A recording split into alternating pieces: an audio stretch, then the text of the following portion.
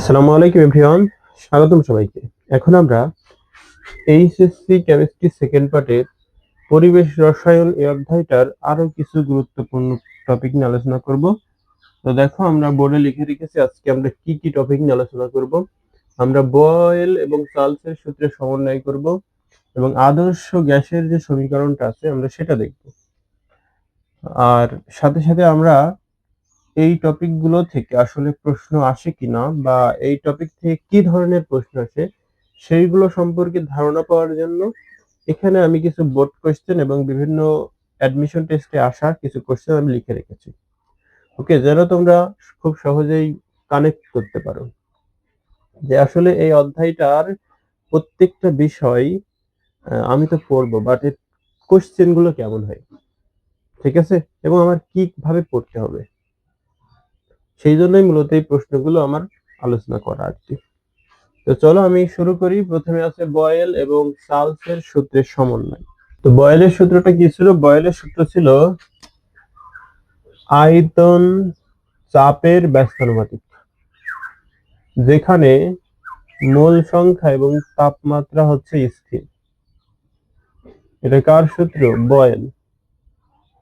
এটা কিন্তু আমরা ডিটেলস আলোচনা করেছি আগে, ঠিক আছে। আর একটা পড়ছিলাম ভি সমানুপাতিক টি, যেখানে এন এবং পি স্থির, এবং এটা ছিল আমাদের চার্লসের সূত্র। কার সূত্র? চার্লসের সূত্র। দেখুন, এই দুইটা সূত্রকে আমি যদি সমন্বয় করি তাহলে কি হবে? দেখো, 1/p ভি এর সাথেও সমানুপাতিক, আবার টি ভি এর সাথেও সমানুপাতিক, তাই না? মানে দুইটাই ভি এর সাথে সমানুপাতিক। তাহলে আমরা কি লিখতে পারি ভি সমানুপাতিক, যেহেতু দুইটাই সমানুপাতিক তাহলে 1/p ও সমানুপাতিক, আবার টি ও সমানুপাতিক। ঠিক আছে, এভাবে আমরা লিখতে পারি। এরপর আমরা যদি সমানুপাতিকটা উঠাই দিই তাহলে কি হবে? সমান সমান একটা ধ্রুবক হবে, আর উপরে থাকছে টি আর নিচে থাকছে হচ্ছে পি, তাই তো? এখন এইগুলো সব এক পাশে করো, তাহলে এই পি আছে ভাগ এই পাশে যখন আসবে তখন হবে গুণ, আর এই টি গুণ আছে এই পাশে যখন আসবে তখন হবে ভাগ, আর ওই পাশে কি থাকে? কি থাকে? এটাই হচ্ছে আমাদের বয়েল এবং চার্লসের সূত্রের সমন্বয়। এখন এখান থেকে যদি আমরা একটা সূত্র দাঁড় করাতে চাই তাহলে কি হবে দেখো তো, পি ওয়ান ভি ওয়ান ভাগ T one equal to P two V two ভাগ টি টু, তাই না? এভাবে আমরা একটা সূত্র দাঁড় করাতে পারি। অতীতে কিন্তু আমি এটা বুঝাইছি যে কিভাবে সূত্রটা দাঁড় করাতে হয়। তোমরা দয়া করে এর আগের ভিডিওগুলো দেখবা, তাহলে তোমাদের বিষয়টা ক্লিয়ার হয়ে যাবে। ওকে, তো এটাই ছিল আমাদের বয়েল এবং চার্লসের সূত্রের সমন্বয়। এখন বয়েল, চার্লস আর আমরা যদি ওই যে মোল সংখ্যা নিয়ে কথা বলছিল কি অ্যাভোগাড্রো, তাই না? অ্যাভোগাড্রোর সূত্রটা সমন্বয় করি তাহলে কি হবে? অ্যাভোগাড্রোর সূত্রটা কি ছিল আমি একটু এখানেই করে দিই। অ্যাভোগাড্রোর সূত্রটা কি ছিল বলতো? ভি সমানুপাতিক এন, এটা ছিল না? যেখানে তাপমাত্রা এবং পি ছিল স্থির। এটা কে? অ্যাভোগাড্রো।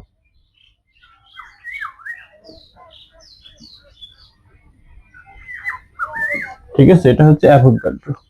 তাহলে ঠিক একইভাবে আমরা এইভাবে লিখতে পারি, যেহেতু তিনটাই ভি এর সাথে সমানুপাতিক সম্পর্কে আছে, মানে 1/p তারপরে টি তারপরে এন, তিনটাই যেহেতু ভি এর সাথে সমানুপাতিক সম্পর্কে আছে, তাহলে আমরা একবার লিখতে পারি ভি সমানুপাতিক, মানে ভি সমানুপাতিক 1/p into T into N, এভাবে লিখতে পারি।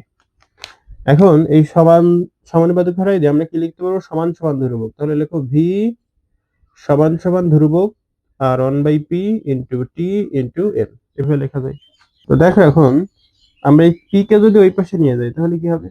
পি আছে ভাগ আকারে, যখন ওই পাশে যাবে তখন হয়ে যাবে গুণ, মানে ভিপি, তাই তো? বা পিভি যাই বলো, আমি পিটা আগে লিখি পিভি। আর এই টি আর এন উপরে আছে মানে গুণ আছে, যখন এই পাশে যাবে তখন ভাগ, মানে নিচে চলে যাবে। টি এন বা এন টি যাই বলো, ওই পাশে কি থাকে? কে থাকে।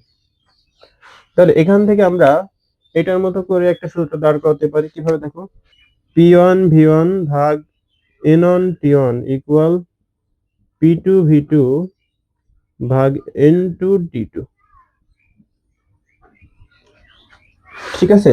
আর এই সূত্রটা মনে রাখলেই আমাদের হবে। ওকে, এই সূত্রটা মনে রাখলেই হবে। আর এইটা মূলত বেশি কাজে লাগে, তাই এটা আমাদের একটু দেখানো লেগেছে আর কি। তো দেখো, এখান থেকে আমরা এই সূত্রগুলো আবার আনতে পারি, ঠিক আছে? যদি আমরা এইটা মনে রাখি তাহলে এই তিনটা সূত্রই আমাদের চলে আসবে। এখন দেখো, তোমার প্রশ্নে সাপোজ চাপ আর আয়তন নিয়ে কথা বলেছে। কি বললাম? চাপ এবং আয়তন নিয়ে কথা বলেছে। তো যখন চাপ আর আয়তন নিয়ে কথা বলবে তখন এন এবং টি এই দুইটা স্থির থাকবে। কি বললাম? যখন চাপ আর আয়তন নিয়ে কথা বলবে তখন এন আর টি স্থির থাকবে। যখন ভি আর টি নিয়ে কথা বলবে তখন এন আর পি স্থির থাকবে। যখন ভি আর এন নিয়ে কথা বলবে তখন টি আর পি স্থির থাকবে। এটা একটু মনে রেখো। ওকে? আবার কোন কোন ক্ষেত্রে তিনটা নিয়ে কথা বলতে পারে। কয়টা জিনিস নিয়ে? তিনটা জিনিস নিয়েও কথা বলতে পারে, তখন একটা স্থির থাকবে। ধরো তোমার আয়তন, চাপ এবং মোল সংখ্যা নিয়ে কথা বলেছে, তখন টিটা স্থির থাকবে। ওকে? তারপরে যখন ধরো তোমার কথা বলেছে আয়তন, তাপমাত্রা আর চাপ নিয়ে, তখন মোল সংখ্যাটা স্থির থাকবে। এইভাবে আর কি, ঠিক আছে? অর্থাৎ যে কোনো একটি স্থির থাকবে বা স্থির নাও থাকতে পারে।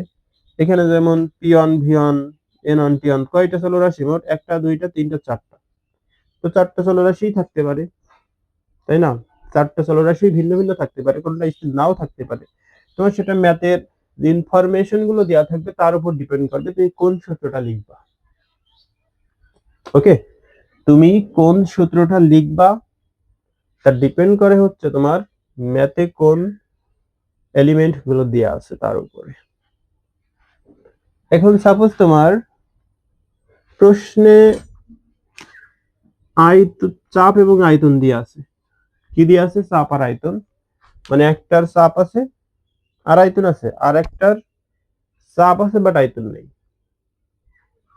তার মানে আমাদের কাজ করতে হবে চাপ আর আয়তন নিয়ে। তখন দেখো তো আমরা ইউজ করবো P1 V1 equal to P2 V2। এটা ইউজ করবো এখান থেকেই, কিন্তু এই সূত্রটা থেকেই আমরা ইউজ করবো P1 V1 সমান P2 V2। এখন তোমার চাপ আর তাপমাত্রা দিয়ে আছে। এবার তোমার কাজ করতে হবে চাপ আর তাপমাত্রা দিয়ে, মানে এই দুইটা জিনিস নিয়ে তোমার কাজ। তাহলে তখন তুমি দেখো তো চাপ আর তাপমাত্রা, তাহলে চাপ, তাপমাত্রা, তাহলে কি লিখতে পারো? পিয়ন টিয়ন, পিয়ন ভাগ টিয়ন, তাই তো? পিয়ন ভাগ টিয়ন, পিয়ন ভাগ টিয়ন, এটাই তো। পিয়ন ভাগ টিয়ন সমান কি লিখতে পারো? P2 ভাগ T2।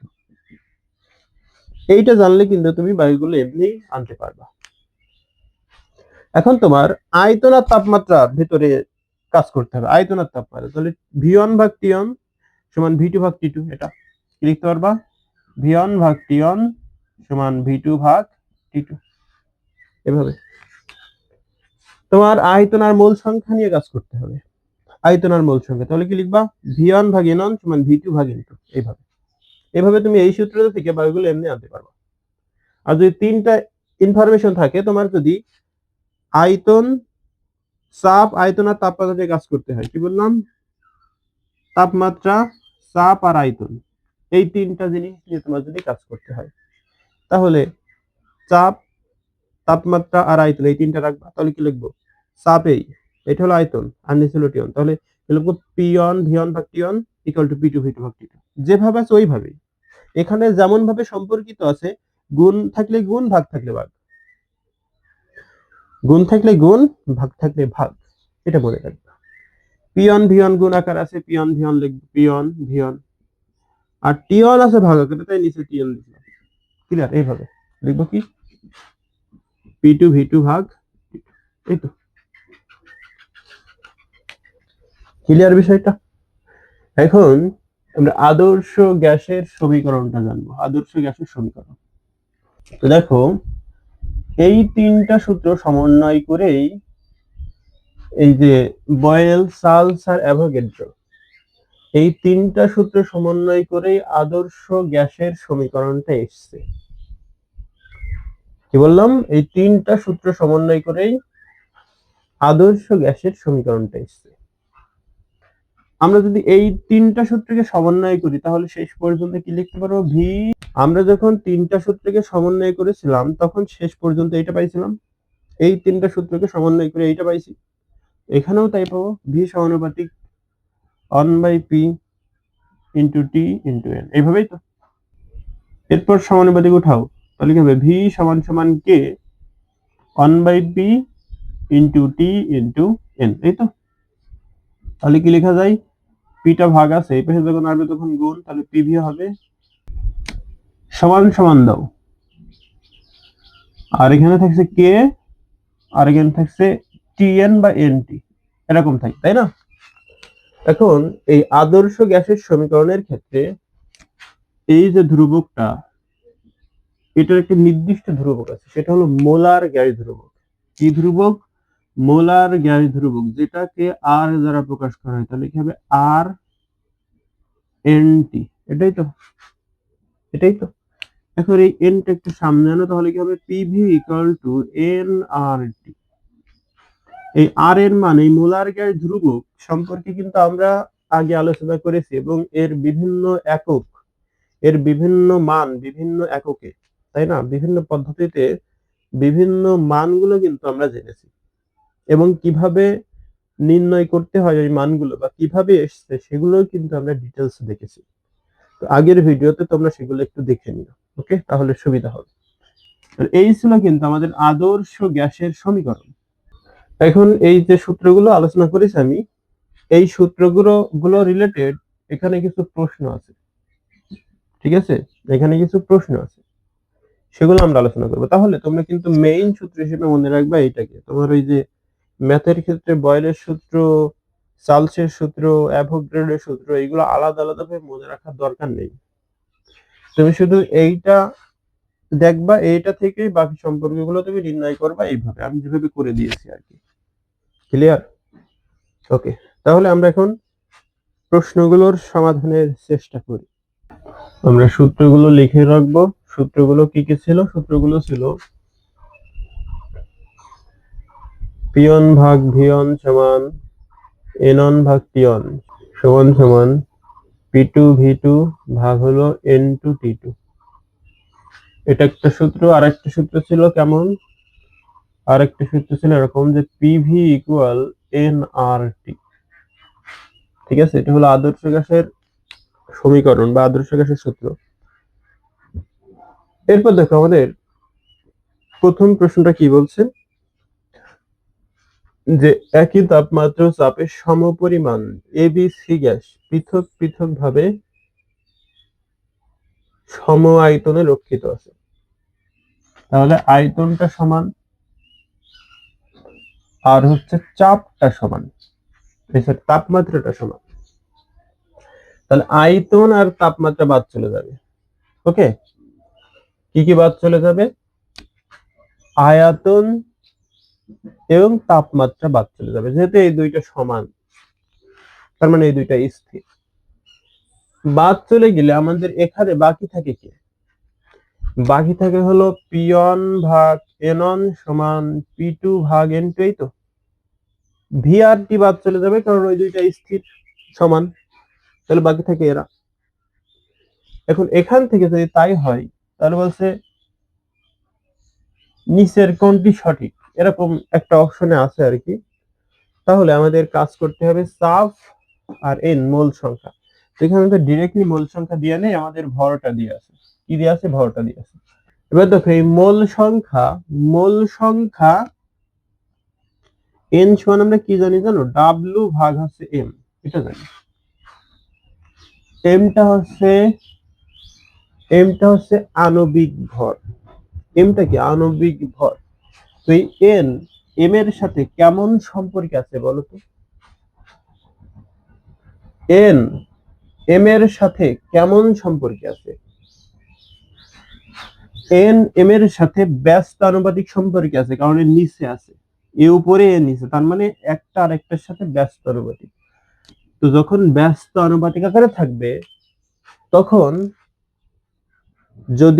যখন ব্যস্ত আনুপাতিক আকারে থাকবে, তখন এটা যদি বড় হয় এটা হবে ছোট, এটা যদি ছোট হয় এটা হবে বড়, মানে একটা আরেকটার উল্টো হবে, যেহেতু ব্যস্ত অনুপাতিক, তাই না?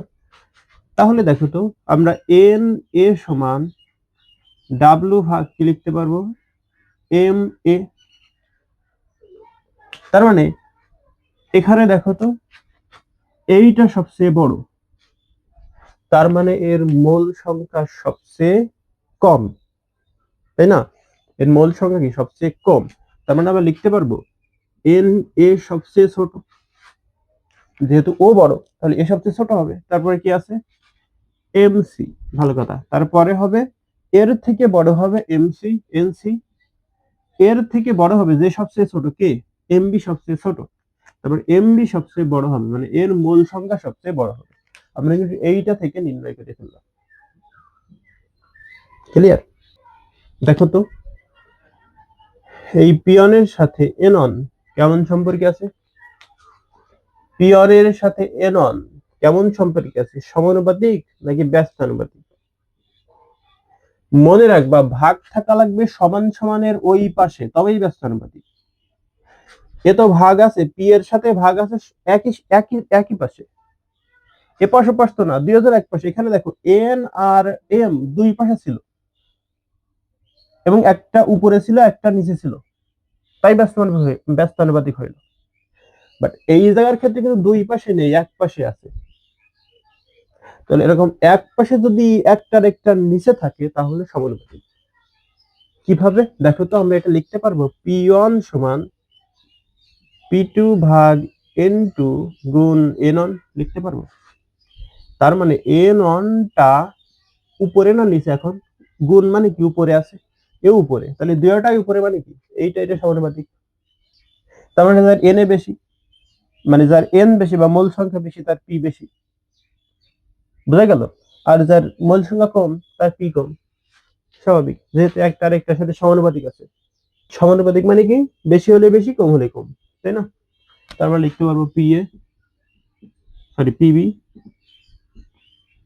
পিসি, পি এ, তাই তো? সহজ, খুবই সহজ। এটাই হলো আমাদের সম্পর্ক। আশা করি তোমাদের এই প্রশ্নটা ক্লিয়ার হয়েছে। তারপরের প্রশ্ন কি বলছে, যে বয়েল চার্লস এবং অ্যাভোগাড্রো সূত্র সমন্বয় করে গ্যাসের ঘনত্ব নির্ণয়ের সমীকরণ কোনটি?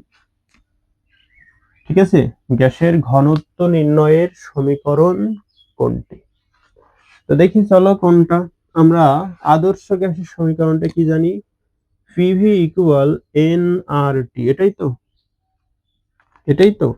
এখন দেখো তো পিভি ইকুয়াল কি লেখা যায়, এন এর পরিবর্তে ডাব্লিউ ভাগ এম লেখা যায়, মূল সংখ্যা। এই যে এখান থেকে এখানে কিন্তু মূল সংখ্যা সমান কি লিখেছিলাম, ডাব্লিউ ভাগ এম। এখানেও মূল সংখ্যা সমান ডাব্লিউ ভাগ এম ই রাখলাম। আরো আছে মূল সংখ্যা নির্ণয়ের আরো কিছু ফর্মুলা আছে, এটা সমান ডাব্লিউ ভাগ এম লেখা যায়, এটা সমান এন ভাগ এন এ লেখা যায়, এন এ মানে হলো অ্যাভোগাড্রো সংখ্যা। এটা সমান লেখা যায় কোন একটা আয়তন 22.4 লেখা যায় এসটিপি তে, এসআইটিপি তে সেটা হতো 24.789। ঠিক আছে, এইভাবে লেখা যায় আর কি, মানে এইগুলো দ্বারা আমরা মূল সংখ্যাটা নির্ণয় করি। এখন দেখো এখানে আর ছিল থাকলো, টি ছিল থাকলো, ওকে। এখন দেখো এই ভি যদি আমি ওই পাশে নিয়ে যাই তাহলে কি হবে, এম কে এই পাশে নিয়ে আসো, ভি কে ওই পাশে নিয়ে যাও, এম ভাগ আছে এই পাশে যখন আসবে তখন পি এর সাথে গুণ হবে নাকি, তাহলে পিএম ইকুয়াল, আর ভি পি এর সাথে গুণ ছিল ওই পাশে যখন যাবে তখন কি হবে, ভাগ হবে আর টি। দেখো একক আয়তনে ভরকে আমরা কি বলি, ঘনত্ব বলি। একক আয়তনে কোনো পদার্থের ভরকে আমরা কি বলি, ঘনত্ব বলি। তার মানে এইটা সমান কিন্তু লেখা যাবে ঘনত্ব, রাইট? তাহলে পি এম ইকুয়াল টু এই ঘনত্বকে ডি দ্বারা প্রকাশ করা হয়, আর টি। তাহলে আমাদের নির্ণয় করতে হবে কি, ঘনত্ব, তাই না? ঘনত্ব নির্ণয়ের সমীকরণ কোনটা বলেছে, তাহলে ঘনত্বকে এক পাশে রাখো, তাহলে এই পাশে ডি কে রাখো, আর এই পাশে পিএম তো ছিলই, আর এই আর টি এ পাশে গুণ আছে, এই পাশে যখন আসবে তখন হবে ভাগ। এটাই হচ্ছে আমাদের ঘনত্ব নির্ণয়ের সূত্র। এরপরে কি বলছে দেখো, 4 গ্রাম হাইড্রোজেন গ্যাসের জন্য আদর্শ গ্যাসের সমীকরণ কোনটা? 4 গ্রাম হাইড্রোজেন, কত গ্রাম? 4 গ্রাম হাইড্রোজেনের জন্য আদর্শ গ্যাসের সমীকরণ কোনটা? আদর্শ গ্যাস কই? আদর্শ গ্যাসের সমীকরণ কই? এই তো এটাই। এই সমীকরণটা আমাদের দেখাতে হবে কিভাবে? আমাদের একটা চিনি দিয়ে দিয়েছে, সেটা হলো 4 গ্রাম। তো কোনো কিছুর পরিমাণ যদি দেয়া থাকে তাহলে আমরা খুব সহজেই তার মোল সংখ্যাটা হিসাব করতে পারি। কি সংখ্যা? মোল সংখ্যাটা খুব সহজেই হিসাব করতে পারি। কিভাবে? দেখো, আমরা মোল সংখ্যা n সমান w ভাগ m জানি না? জানি তো। ডাব্লিউটা কি? ডাব্লিউটা হলো যেই ভরটা দেয়া থাকে প্রশ্নে, কত দেয়া আছে? 4 গ্রাম। আর এমটা হলো আণবিক ভর। তাহলে হাইড্রোজেনের আণবিক ভর কত? হাইড্রোজেনের ভর অন কয়টা আছে? 2টা, তাই 2 দ্বারা গুণ, মানে 2 অক্ষে 2, তাহলে কত হলো? 2।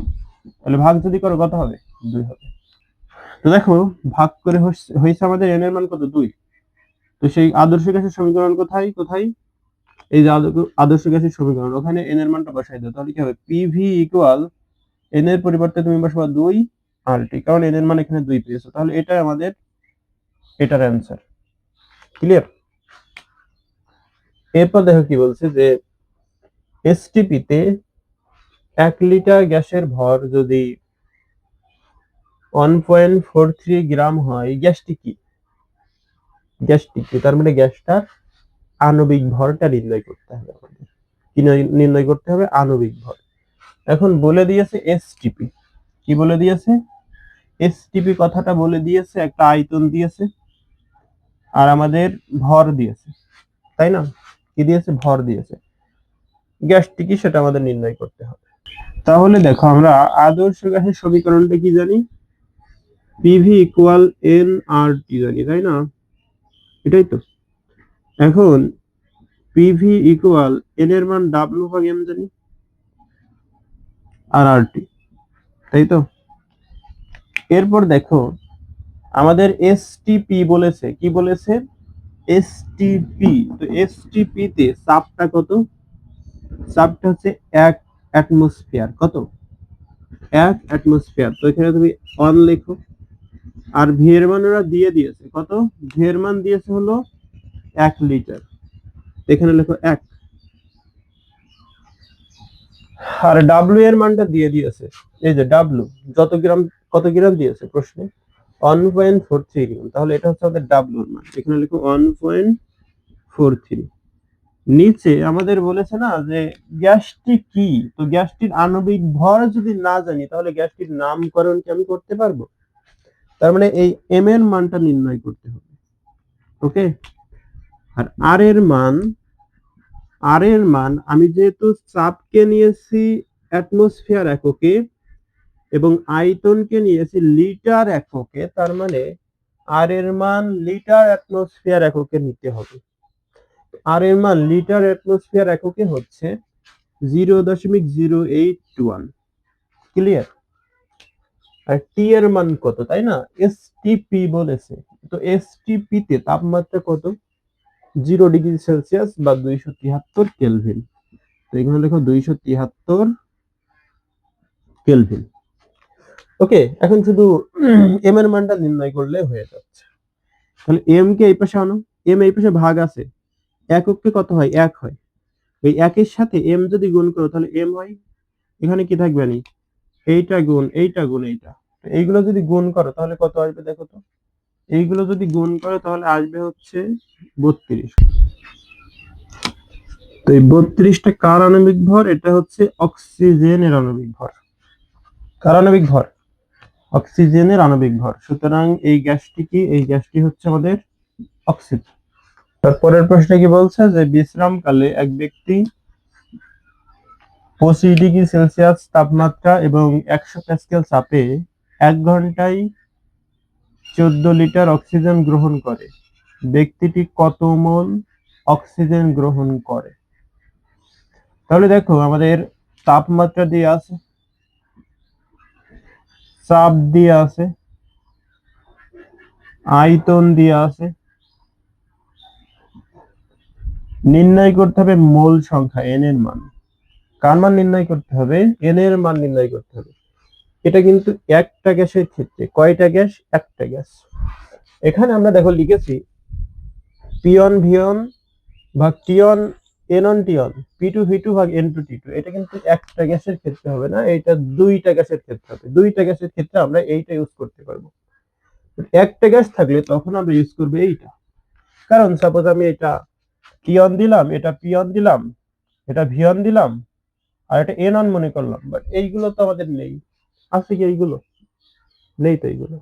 এইগুলো তো দরকার হবে, নাইলে তুমি একটা সমীকরণে যদি তোমার একটা চলকের মান যদি অজানা থাকে তাহলে সেই সমীকরণের সেই চলকের মান তুমি নির্ণয় করতে পারবে। যদি একাধিক চলকের মান অজানা থাকে তাহলে তো নির্ণয় করা সম্ভব না। ঠিক আছে, সেই জন্য এটা একটু মাথায় রাখবা। আমরা কিন্তু এখানে এই সূত্রটা ইউজ করব। কেন ইউজ করব? কারণ এখানে একটা গ্যাসের ক্ষেত্রে, মানে এখানে একটা সম্পর্ক, একটা গ্যাসের ক্ষেত্রে এই সম্পর্কটা ইউজ হয়। আর এখানে দুইটা গ্যাসের সম্পর্ক বা দুইটা ভিন্ন ভিন্ন অবস্থা। এটা এটা দুইটা ভিন্ন অবস্থা, এটা একটা গ্যাসের ক্ষেত্রে একটা অবস্থায়। ক্লিয়ার? সেই জন্য আমরা এই সূত্রটা ইউজ করবো। তাহলে আমরা সূত্রটা লিখি আগে, পিভি ইকুয়াল এন আর টি। আমাদের নির্ণয় করতে হবে এন এর মান। তো এন কে এক পাশে করে এন সমান কি লেখা যাবে? পিভি ভাগ আর টি। এটা তো পি ভাগ কি লেখা যাবে? আর টি লেখা যাবে। এখন দেখো আমরা যদি মানগুলো বসাই তাহলে পি এর মান কিসে আছে? Kilo Pascal. তো এটাকে আমরা প্যাসকেলে পরিণত করে নেব। তাহলে কি হবে? 1000 মানে 100 ছিল, আর কিলো প্যাসকেল থেকে প্যাসকেলে আনতে গেলে আবার 1000 দ্বারা গুণ করতে হবে। তো 1000 দ্বারা যদি গুণ করো আবার 3টে শূন্য অ্যাড হবে, তাহলে এটা প্যাসকেল হয়ে যাবে। তো চাপকে যেহেতু প্যাসকেল নিচ্ছি, আমি চাপকে কিসে নিচ্ছি? চাপকে যেহেতু প্যাসকেল এককে নিচ্ছি, প্যাসকেল এককের আরেক নাম কিন্তু নিউটন পার মিটার স্কয়ার। এটা কিন্তু চাপের আরেক একক। ওকে, আমরা এই প্যাসকেল লিখতে পারি, এর পরিবর্তে নিউটন পার মিটার স্কয়ারও লিখতে পারি। তো চাপ যদি নিউটন পার মিটার স্কয়ারে থাকে বা প্যাসকেল এককে থাকে, তখন আয়তনটা হলো মিটার কিউব এককে। কোন এককে আসে? মিটার কিউব এককে। তখন আর এর মানটা আসে লিটার পার এসআই এককে। কোন এককে? এসআই এককে আসে। এবং টি এ তো সবসময় সব ক্ষেত্রে টি এর মান কেলভিনে আসে, সেটা এসআই এককে বলো বা লিটার অ্যাটমসফিয়ার এককে বলো বা সিজিএস এককে বলো, যে কোনো এককেই এই টি এর মানটা কেলভিন। বাট মনে রাখবা, যখন এসআই একক থাকবে তখন আমাদের চাপের মানটা প্যাসকেল নাই নিউটন পার মিটার স্কয়ার নিতে হবে এবং আয়তনকে মিটার কিউব এককে নিতে হবে। ক্লিয়ার? আয়তনকে মিটার কিউব এককে নিতে হবে। এখন ভি সমান কত আছে? দেখো তো, ভি সমান আছে হলো 14 লিটার। তো 14 লিটারকে তুমি যদি মিটার কিউবে পরিণত করতে চাও তাহলে এর সাথে 10⁻³ গুণ করতে হবে, তাহলে সেটা মিটার কিউব হয়ে যাবে। আমি আগের ক্লাসে ডিটেইলসে বোঝাই দিয়েছি, প্রথম থেকে ক্লাসগুলো দেখো, এটা পেয়ে যাবে তুমি। আর নিচে আর এর মান, তাহলে আর এর মান এসআই এককে কত? 8.314 জুল পার মোল পার কেলভিন এটা। আর টি এর মান তো 273 কেলভিন, তাই না? এখন এটা যদি তুমি ক্যালকুলেশন করো তাহলে রেজাল্টটা পেয়ে যাবে, এবং সেটা আসবেনি হলো 0.57। কত আসবে? 0.57 মোল। মানে এন এর মান কত? 0.57 মোল। ওকে, এটা গেল। এরপর এটা দেখো কি আছে? একজন লোক নিঃশ্বাসে এত লিটার বায়ু গ্রহণ করে যার তাপমাত্রা ছিল 27°C এবং চাপ ছিল 1 অ্যাটমসফিয়ার। আচ্ছা, লোকটি একবারে কতটি গ্যাস অণু গ্রহণ করে? তার মানে এখানে আমাদের কতটি চেয়েছে, এখানে কিন্তু মোল সংখ্যা চাইছে। উপরে মোল সংখ্যা ছিল, একই প্রশ্ন, উপরে মোল সংখ্যা আর এখানে কতটি চেয়েছে। এই জাস্ট এটাই তুমি শেষ পর্যন্ত এন সমান কি পাবা? এন সমান তুমি পাবা পিভি ডিভাইডেড বাই আরটি। এর সাথে জাস্ট এন এটা গুণ করে দেবা। এন মানে হলো অ্যাভোগাড্রো সংখ্যাটা গুণ করে দেবা, তাহলে কতটি গ্যাস অণু তুমি সেটা পেয়ে যাবা। তবে একটু দেখাই দিই তাও, পিটা কই? পি এর মান কই? দেখাও তো আমার। এই যে 1 অ্যাটমসফিয়ার আছে। কত? 1 অ্যাটমসফিয়ার। এখানে লেখো 1 গুণ। তাহলে তুমি এখানে একটু জিনিস লক্ষ্য করো, পি এর মান তুমি কিসে নিয়েছো? অ্যাটমসফিয়ার এককে নিয়েছো। ওকে, ভি এর মান কিসে আছে দেখো তো, ভি এর মান লিটারে আছে, তো এটাই রাখো 0.2 লিটার। তাহলে ভি এর মান কিসে নিয়েছো, লিটারে, মানে লিটার আর অ্যাটমসফিয়ার, তার মানে আর এর মানও নিতে হবে লিটার অ্যাটমসফিয়ারে। আর এর মান কিছু নিতে হবে, তাহলে লিটার অ্যাটমসফিয়ারে নিতে হবে। এই জিনিসটা বোঝা গেল। আর তাপমাত্রা তো কেলভিনেই থাকবে, তাপমাত্রা কিসে থাকবে, কেলভিনেই থাকবে সব ক্ষেত্রে। তাহলে তোমার যদি চাপ অ্যাটমসফিয়ার এককে এবং আয়তনটা লিটার এককে থাকে, তোমার আর এর মানটা অবশ্যই লিটার অ্যাটমসফিয়ার এককে দিতে হবে। তাহলে এই সম্পর্কটাও মনে রাখতে হবে। এখানে যেমন এই সম্পর্কটা ভিভিআই, এখানে ভুল হলে কিন্তু অঙ্ক ভুল, ভিভিআই, এই সম্পর্কটা মনে রাখতে হবে যে কখন কোনটা নেব। বুঝে গেল? কখন কোনটা নেব এটা তোমার, কখন কোন এককটা নেব এটা তোমার মনে রাখতে হবে। ক্লিয়ার বিষয়টা? এখন বসাও আর এর মান, এই যে লিটার অ্যাটমসফিয়ার এককে আর এর মান কত, 0.0821 লিটার অ্যাটমসফিয়ার পার মোল পার কেলভিন, এটা ছিল সূত্র। আর টি এর মান কত, টি এর মান হচ্ছে 273, আর এন এর মান তো আমরা জানি 6.023 ইন্টু 10⁻23। যত হবে ততটি, এন না লিখে আমরা এখানে এন না লিখি, যেহেতু কত টি চেয়েছে তাহলে এন লিখি শুধু। যদি মোল সংখ্যা বলতো তাহলে স্মল এন লিখতাম এদের মতো। আর এখানে যেহেতু আমাদের কত টি চেয়েছে, অর্থাৎ অণুর সংখ্যা বা পরমাণুর সংখ্যা চেয়েছে, সেই ক্ষেত্রে আমরা ক্যাপিটাল এম লিখবো। এন কে জাস্ট এন এর দ্বারা গুণ করলেই মূল সংখ্যা, মূল সংখ্যা সমান কি পিভি ভাগ আরটি, এটাকে জাস্ট অ্যাভোগাড্রো সংখ্যা দ্বারা গুণ করলেই আমরা গ্যাসের মানে কতটি অণু আছে সেই অণুটা পেয়ে যাবো। ঠিক আছে, অ্যাভোগাড্রো সংখ্যা। এর পরেরটা দেখো কি বলছে, 64 গ্রাম অক্সিজেন একটি আবদ্ধ পাত্রে 600 কেলভিন তাপমাত্রায় 2 অ্যাটমসফিয়ার চাপ তৈরি করে। ওই পাত্রেই 56 গ্রাম নাইট্রোজেন গ্যাস কত তাপমাত্রায় একই চাপ অনুভব করবে?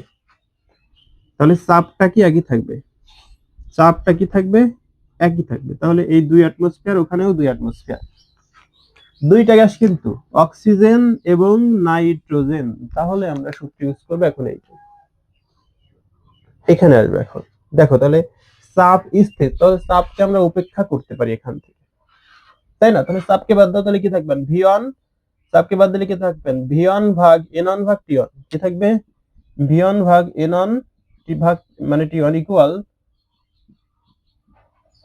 চাপ তো বাদ যাবে, তাহলে ভি2 ভাগ এন2 টি2। এই তো।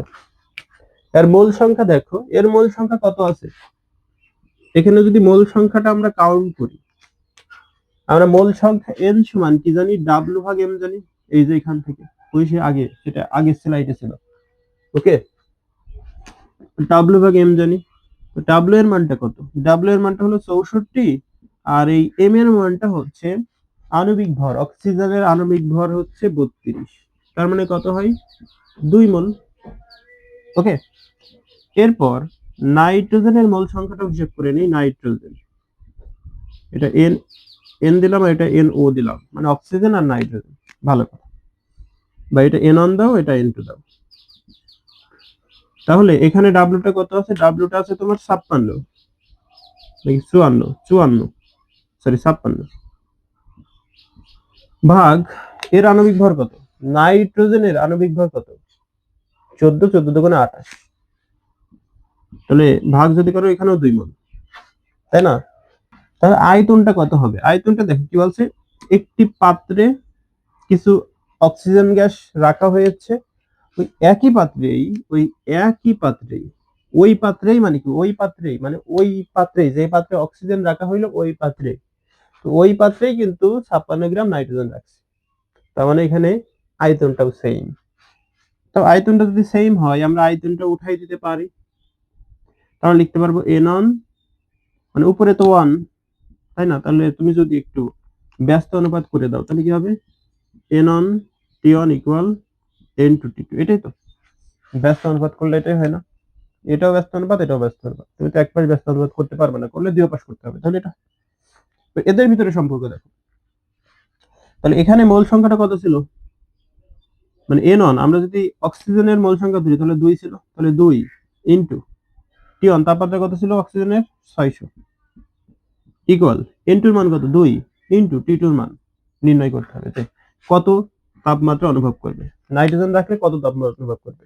ঠিক আছে, তাহলে আমরা এখন মান বসাইছি। এখন যদি ক্যালকুলেশন করি তাহলে 600 আর এখানে 2 তো ছিলই, আর এই দুই পাশে গুণ, এই পাশে যখন আপনি তখন ভাগ 2 2 কাটা, তাহলে থাকে কত 600 কেলভিন। ঠিক আছে, লাস্ট প্রশ্ন কি আছে, 100 ডিগ্রি সেলসিয়াস তাপমাত্রায় এবং এত এটিএম থেকে কার্বন ডাই অক্সাইডের ঘনত্ব কত। তো ঘনত্ব নির্ণয়ের সূত্র আমরা একটু আগে দেখে আসছি। সূত্রটা কি ছিল, সূত্রটা ছিল ডি ইকুয়াল টু পিএম ভাগ আরটি, এটাই তো। মানগুলো বসিয়ে দাও। তো পি এর মানটা কত আছে বলো, পি এর মানটা আছে আমার, পি এর মানটা হচ্ছে এত এটিএম, অর্থাৎ 1.0526 লিখলাম। এম এর মানটা কত, এর আণবিক ভর, কার্বন ডাই অক্সাইডের আণবিক ভর হলো 44 গ্রাম। কত গ্রাম, 44 গ্রাম। তো এখানে দেখো 44 ভাগ আর এর মান, আর এর মান কিসে নেবা, কথা তো এখানেই। আর এর মান কিসে নিবা, আর এর মান এটা যেহেতু অ্যাটমসফিয়ার এককে আছে, আমরা যদি এসআই এককে আর এর মানটা নেই, এসআই এককে আর এর মানটা যদি নিতে হয় তাহলে চাপ থাকা লাগবে প্যাসকেল এককে অথবা নিউটন পার মিটার স্কয়ার এককে। বাট চাপ তো অ্যাটমসফিয়ারে আছে, তাহলে চাপ যদি অ্যাটমসফিয়ার এককে থাকে তাহলে আমরা এই যে আর এর মান কোন এককে নেব, লিটার অ্যাটমসফিয়ার এককে। তো এখানে লিটার অ্যাটমসফিয়ার এককে তুমি আর এর মানটা নাও, তাহলে এখানে কি হবে 0.0821, তাই না। আর টি এর মান কত আছে 100 ডিগ্রি সেলসিয়াস। 100 ডিগ্রি সেলসিয়াসকে তুমি যদি কেলভিনে পরিণত করো তাহলে 373 কেলভিন হবে। ক্যালকুলেশন করো, অ্যান্সার চলে আসবে। তো এখনকার ক্লাস এই পর্যন্তই, পরবর্তীতে আরো নতুন কোনো টপিক নিয়ে আলোচনা হবে ইনশাআল্লাহ। আর তোমাদের কাছে আমার রিকোয়েস্ট একটাই, আমার চ্যানেলটা যেহেতু নতুন, তোমাদের যাদের সামনে যাক, দয়া করে আমার চ্যানেলটা একটু সাবস্ক্রাইব করো এবং লাইক কমেন্ট শেয়ার করো। তো এখনকার ক্লাস এখানেই শেষ করছি। আসসালামু আলাইকুম।